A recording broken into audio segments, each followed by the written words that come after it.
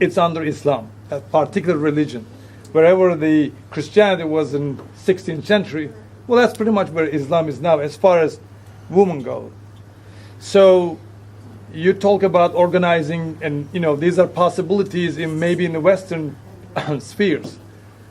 What hope is out there for women who live under Islam? Because the two institutions, they work hand to hand in that region.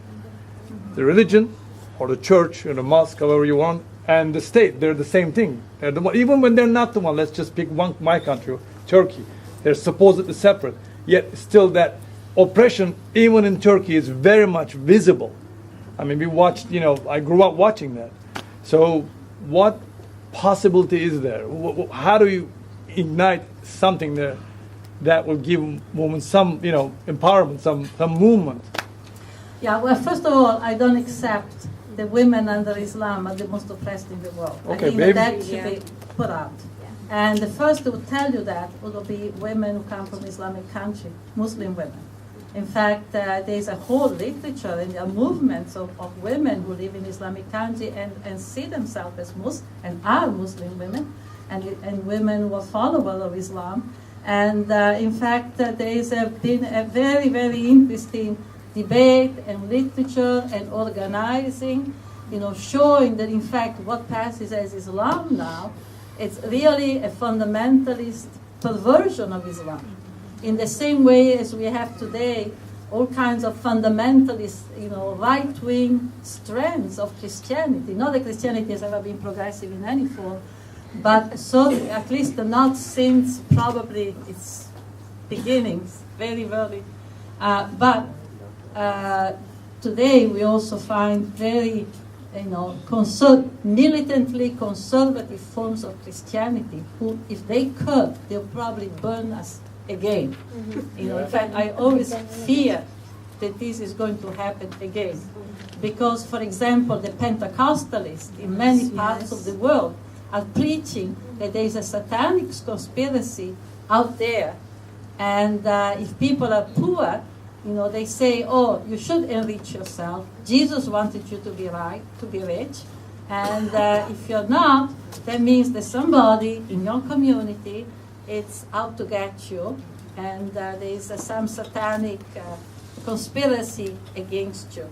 So that kind of re-injected the whole talk of the devil into political and religious discourse. Has had a big influence, in many countries, in fact, instigating new witch hunts. So actually today, in many regions of the world, women are being witch hunted, they are being persecuted, they are being burned, they are being cut up to pieces. This is happening in many parts of Africa. It's happening in India. It's happening in Nepal, in Papua New Guinea, even in East Timor, and go on. I mean, some women have also been killed in Saudi Arabia, accused of being... So, there's obviously been a whole fundamentalist, the rise of fundamentalism, extremely perverse, extremely dangerous, and the woman has been at the target. And here would be like a really long discussion. Why women? But I think because the question of women has been so central to the globalization of the economy, that the control over women's labor, women's body has been very much central to the kind of recuperation that capitalism has tried to recuperate, to the kind of defeat that it had in the 60s with the anti-colonial struggle, with the struggle against industrialization, against factory work, etc., etc. So, leaving that aside, I would suggest that you read some of the literature that Muslim women have put out. For example, I can make Husseina Alidu has just published a book that deals with some of these issues. But there are many other. Nawal al-Sadawi, for example, right, who has been very much persecuted. Many people here must know Nawal al-Sadawi. And although she's not a religious person at all, and in fact, she was practically excommunicated by the fundamentalists in Egypt, nevertheless should be one of the first to say that this has nothing to do with Islam as such. It has to do with the way Islam is being perverted to fit the economic and political needs of a certain class of people. Very connected with the whole process of capital accumulation, in their region. There was another question? Yeah, let's take one more. Thank you. I wanted to know, there's a part of that question that had to do with sexual harassment. Yes. And that's the more subtle way of dominating and imposing domination. Could you speak to that, and how should women protect themselves not only from it, because oftentimes women get accused of being oversensitive or somehow asking for it. Could you, what kind of institutional behaviors could be imposed to stop that kind of behavior? And also, what can women do to protect themselves from that kind of behavior? I think that the best,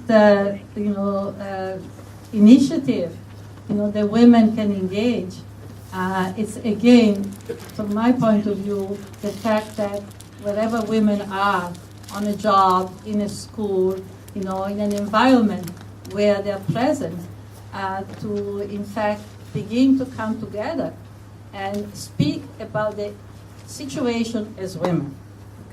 Because so many of the problems that the women's movement rose, to deal with are still on the agenda. I always speak of the unfinished feminist revolution. And I think that the need for women to come together and speak among themselves as women is still fundamental, because those issues will not be raised in any other environment. And that women by themselves will never have the sense of legitimacy to bring them up, particularly institutional viewpoint, unless they begin to come together, unless they begin to share their history, which is what the women's movement did at the beginning. At the beginning, feminism created a common. They socialized their pain, they socialized their knowledge, instead of,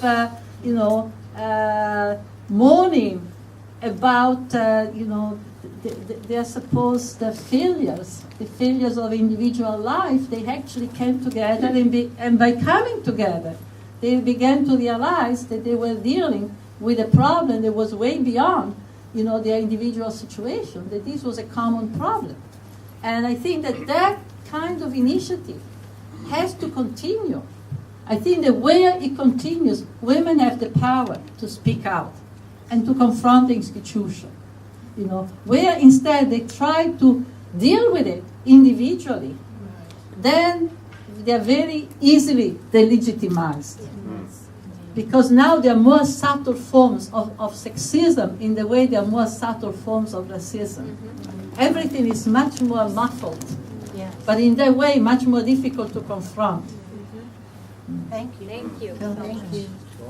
Can I just add to that as a guy? It's not up to you. It's up to us, guys, to stop sexually harassing. Yes. Thank you. Oh, never too soon. Never too soon.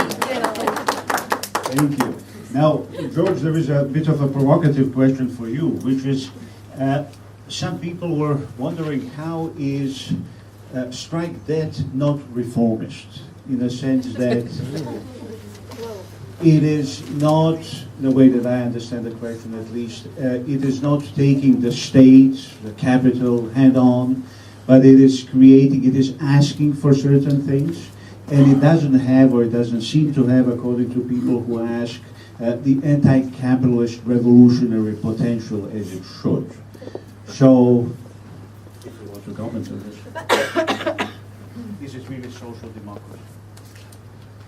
Well,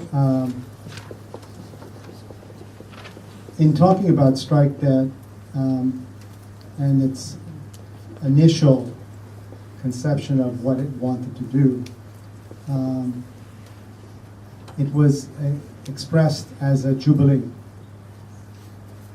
and basically a cancellation of all debt, which this has happened in the past, and in a way it's happened in in the present, like for example in Iceland.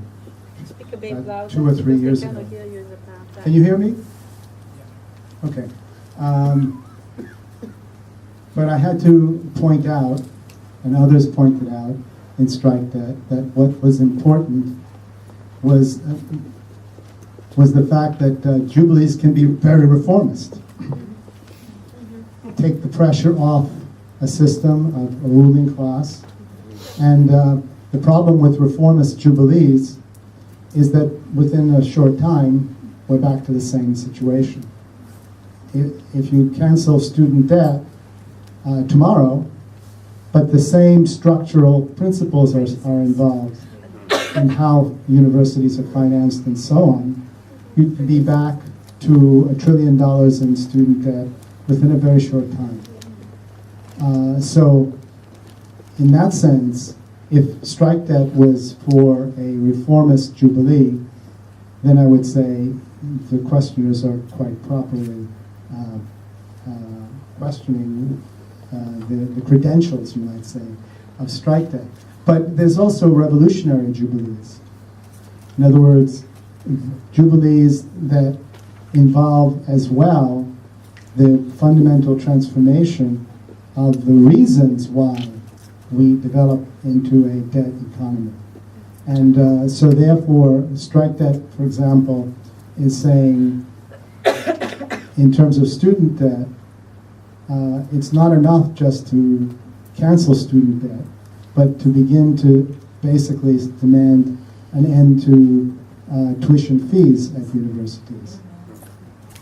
To begin to basically decommodify all the requirements of life within our society. This is what strike debt means.